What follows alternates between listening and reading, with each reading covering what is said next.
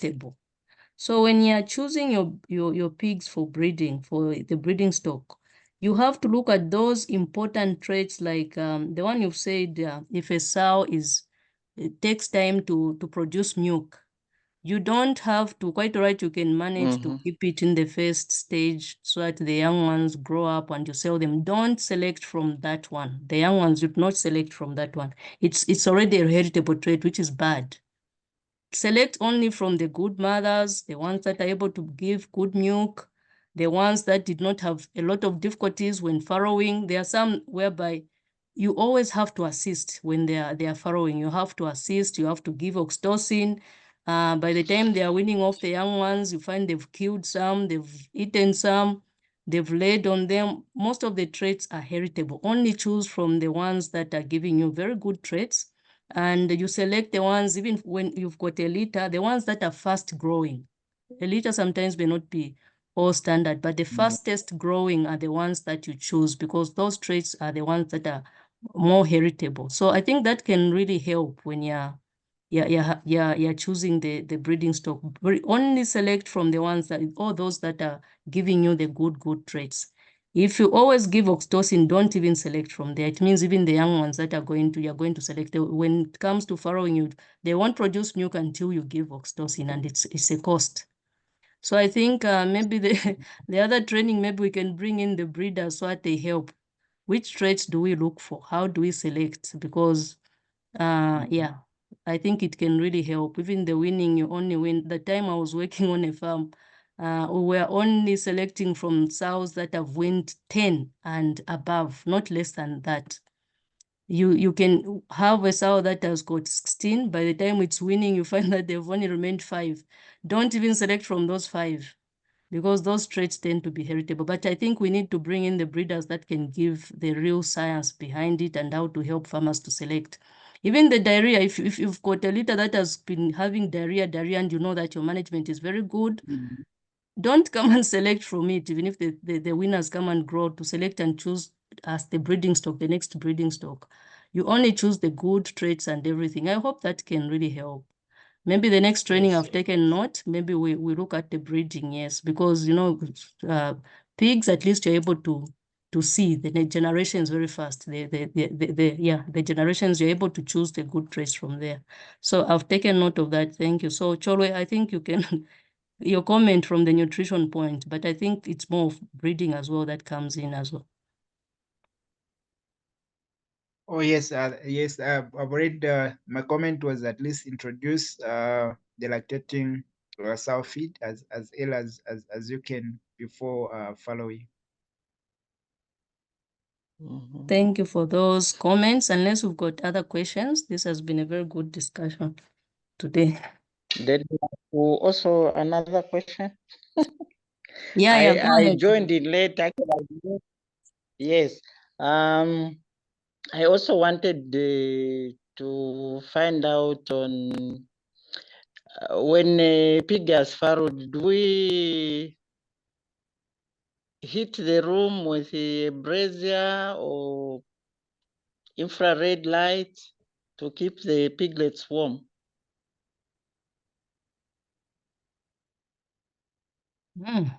For very big farms like where I was working in ZNS, you know, the piggery itself didn't even have electricity. So it was difficult. As long as you've got grass, then the creep section, we use as much as possible to cover even the tough part, especially towards the cold season. It used to help a lot. I don't know how others are managing, but for a big, if you've got 100 cell unit, my God, unless electricity can help or other things that are coming up. I don't know the experience of other people. Yeah, piggery, it's a bit challenging actually you have a farrowing unit. Yes, you can use infrared lamps, but if you don't have power, like in times like this, what is the alternative? I've also been wondering. Yeah, and for the piglets, once they are up to 3 weeks, at least they are almost safe. But the first 3 weeks are very critical when they are, when they are quite young. So I don't know what. Using brisket, you know the briskets. Yes, the ones you eat. In those long mbaulas, not the normal standard mbaula like at home, but the long ones. And then usually they are suspended from the top into the, what do you call that, Kalito house, where the piglets stay? Yeah, the crib section, yes. The crib area. Oh, okay. So you put it's able to keep that warm the one, whole night. yes, that one lasts about 6 hours. Oh, So you time it, yes, you time it maybe from about 23. So it will last for 6 hours, maybe to about 05 hours in the morning. oh, that's good. And the expense, how much is it? Isn't it costly? It is costly. It's 13 kwacha per one. Ooh, okay. Mm-hmm. All right. Okay, so it's just suspend it in the air, light it, and then it will stay 6 hours. Okay. Okay, the others, what have you been using? So I think the most cost effective for me, what I've observed is when you're doing the design, if you can design your crib area in such a way that you're able to cover the top part with a board, then yeah. you will not actually even need any form of heating, because the piglets themselves will be able to provide their own heat. Because remember, during the night time, the piglets are not going to be in the area where their mother is, so they will not need to feed. They only come out to feed in the morning. So during the night, they'll keep each other warm in that small box. And when you uncover the top part, you even feel the heat that comes up from there. Oh yeah. So I think even the furrowing, if you have furrowing pens, I think the design also matters, where you have maybe a full house. If you've got so many pigs, I think maybe you design it a bit different, where maybe the walls are a bit taller, because that's an area that needs a lot of warmth, actually. I don't know if that can really help. Where you have the other sections, yes, you need a lot of ventilation, but there I think you need a lot of warmth in there. Maybe you design it a bit different and the walls should be taller and all those.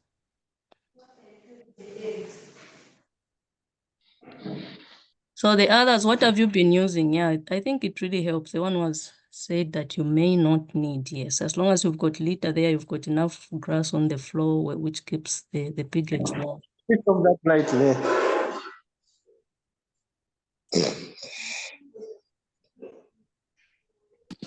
So any other questions, comments? What are you doing in your bedroom?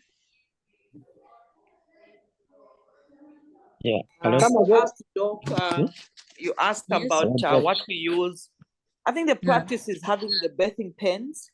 Okay. Then, of course, you have to keep them warm with the grass. And then, like now, if you don't have those briquettes, whatever they call them, you end up using charcoal, but it quickly finishes. But as the other gentleman said, they are in that birthing pen, so they kind of keep each other warm.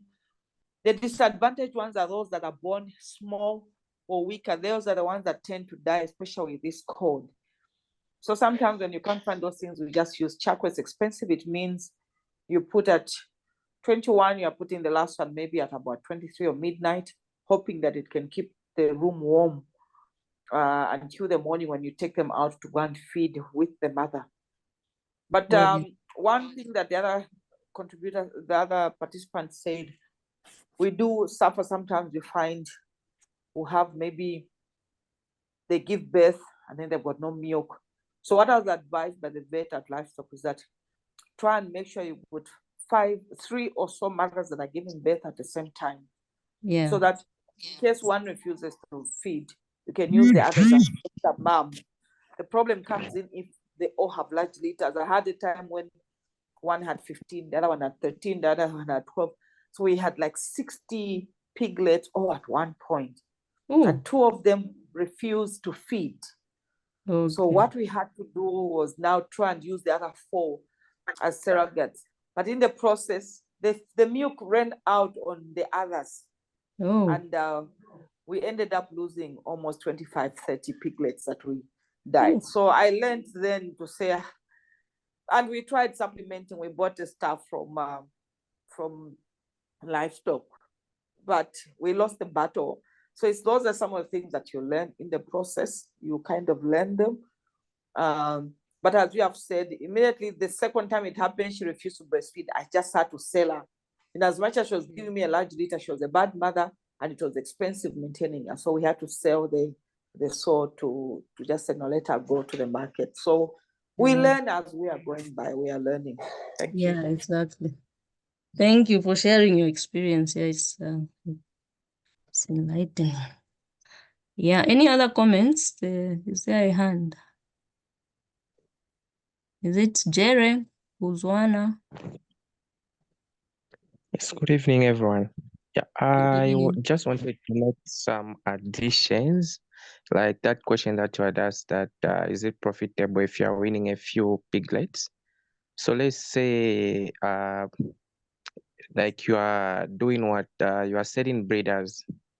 So if you are selling what's this pigs for breeding, and then you are winning less than let's say 5 or 7, I think that can be profitable. As we know, for a sow you need at least it needs to follow at least 2.5, or let's say under good management 3 times in a year. So if you're doing that, better you are doing 10, minimum 10. And there are some farms that I've visited, they have put a standard that if a sow doesn't win less than 12, doesn't win about 12, then they just cow that sow. So I just wanted to make some addition on that one. And also it depends with the breed that you have and how pure that breed is, because you'll find that there are some breeds, no matter how you try, how you feed, you're just going to be getting a small litter size. So better you just cow that and get breeds which gives a larger litter size. So that was just my addition. Thank you. Yes, yeah, thank you. Yeah, it's true. You really have to set the standards there. So it means you have to put in all factors, make sure that the mortalities are not coming from bad management. Our workers have to be checked. Sometimes it can be the workers are not doing a good job. That's why the piglets are dying a lot. So if all factors are okay, then put those standards. It's true, as we are growing, to say we want each sow to be winning so much. Even us, yeah, even me, when I was working in ZNS, we put up that. And sometimes even workers contribute. We found that actually if you motivate them a bit, what we were doing was the person who was working in that farrowing unit, we had permanent people like stationed in each section. Farrowing unit was sensitive. Choose an area which you say, okay, this one is a critical area. I don't have to be changing stuff all the time. So we chose like the farrowing unit. And yeah, that was the critical one. So someone would work there for a long period of time, and we tell them, if you win so many, each sow should win not a minimum at least of 10. Then you say, okay, you get so much bonus, maybe 20 kwacha per sow. You find that they become more motivated, and at the end of the day, it's you who's making a profit. Even if you're giving them a bit of something to motivate them, you find that actually, because we're not on the farm all the time. So try to think of those things again to say, is the negligence coming from the workers, or is it the sows why are we losing so many piglets?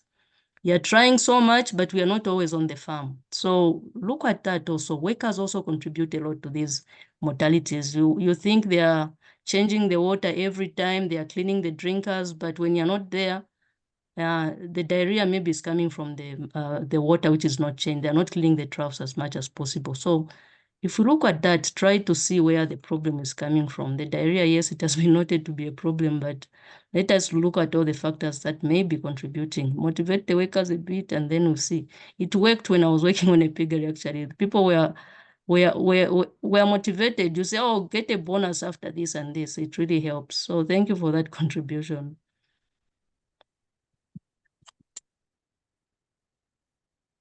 Yes, I saw a hand. Is it Rayson?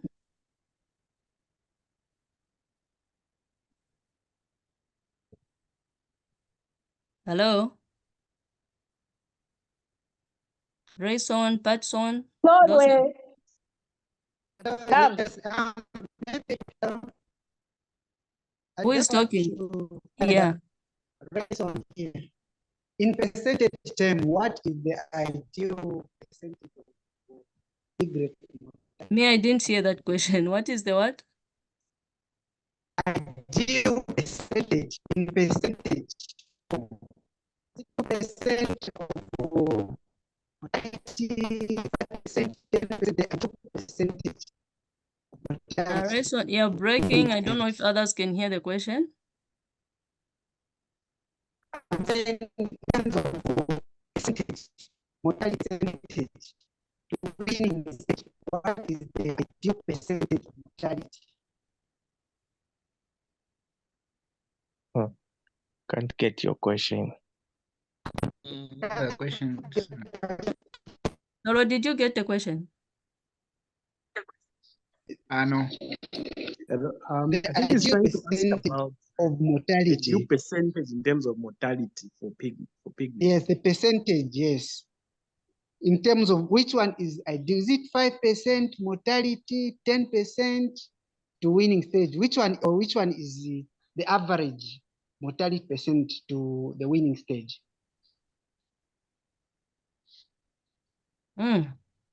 For me, I haven't even thought of that. It's like in poultry, they always give a percentage to say less than 5%, less than 3%. In pig production, I've been more concerned about the winning. They should win less than this. So have we ever come across the standard? To say they accept it? Do we need put a number per cell? No, I haven't come across that. All of them. Sorry? I was saying some cells, they grow all of them. If they are 15 of them can grow. Yes, it means that's a very good mother. So even when selecting for as guild, to select from there and the ones which are fast growing among them. It means it's a good trait that can easily be passed on, yeah. And so what I've seen in every, they are runts. Those that don't grow. First, when you feed them intensively, they also give you a good weight. Yes, actually, there's always a runt. The last one is usually much, much smaller, yeah. So any other questions? I don't know if there's anything in the chat. We've gone beyond, we're almost going to 20 hours. Are there any other crops that can replace maize and soybeans in order to cut down on the cost? This is a question from the chat. Cholo, this is your area. Any other crops to replace maize and soybeans to cut down the costs?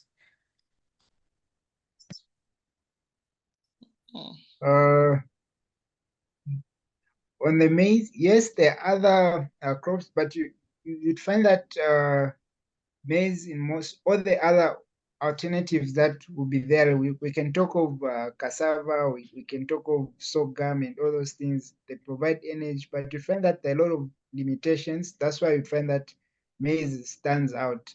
These other possible alternatives, you find there are a lot of limitations, and I think a lot of research is going on around other alternatives, especially sorghum, which is high fibrous, and some anti-nutritional factors. How can we work around that? But as it stands, we find that maize still gives you the best results compared to the other alternatives. But there are other formulations where you still use a bit of cassava, a bit of molasses to increase on the energy levels and all those things. Yes, and on the soybeans, we also have the animal protein sources, but when you do the price comparison, you still find that soya still stands out compared to the other alternatives or other sources that are there. So yes, to answer your questions, yes, they're there, but you'd find that when you do your costings and the limitations, in most cases, you still find maize still stands out. The only thing maybe what you can do is other formulations where if you say I've cassava, I've this, you look at the quality and other things, not to replace it 100%, but just to add a certain amount so that you still have the certain amount, the recommended amount of energy that is needed per stage of production, which is there. Same applies to soya. You don't replace soya completely. In most cases, we talk about the animal sources or the plant sources of soya, you still find that soya still stands out. So you can just maybe depress a certain amount so that you reach your target cost that you need per ton or per bag of your feed. So you can't really cut them off completely, but you supplement with other sources, try to bring the cost down. But at the end of the day, you still find these two still stands out. Then I think that there's a follow-up question which is asking on the sunflower. Sunflower is much cheaper than soya, yes, but we were talking about we talked about the digestion system for soya for pigs, to say they are monogastrics, meaning they don't really utilize much of the fiber in the diet. So you find that with soya, if you look at the protein levels, soya you find it ranges between 20 something to 30 something percent, depending on how it's processed, compared to soya, which will give you 40 something with a high profile of amino acids and highly digestible. So why would you use sunflower cake, which won't be utilized as much of it to be just coming out the way it is? So it end up being a wastage to you as a farmer. So I think that's what I can answer on the alternatives, and a follow-up question which is on the sunflower being cheaper than the other than soya. All right, thank you. There was a question earlier from Boaz Charlie. Is gem meal applicable on maize meal? It can be used in the diets, yes, as well, but there's also issues around availability and the cost. It's something that can also be used in the diets when formulating a pig diet. So if you say you have gem meal, you have this, you can, at what price?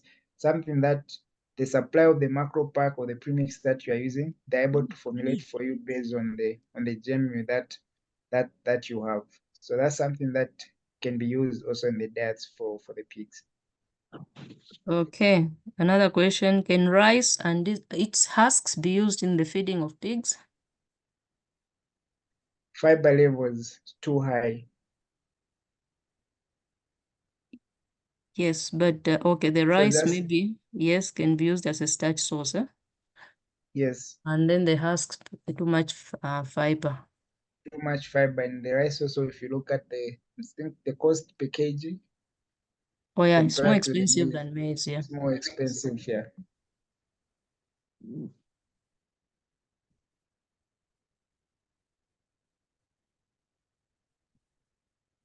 We've exhausted most of the questions. Do we call it a break a day? Do we call it a day or?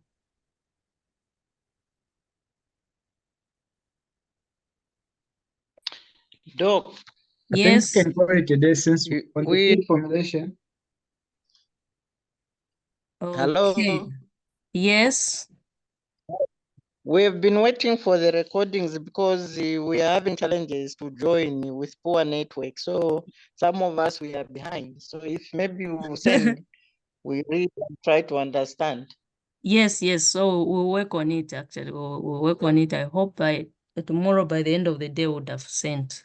The person will work on it tonight and then split them into the different sections and then post.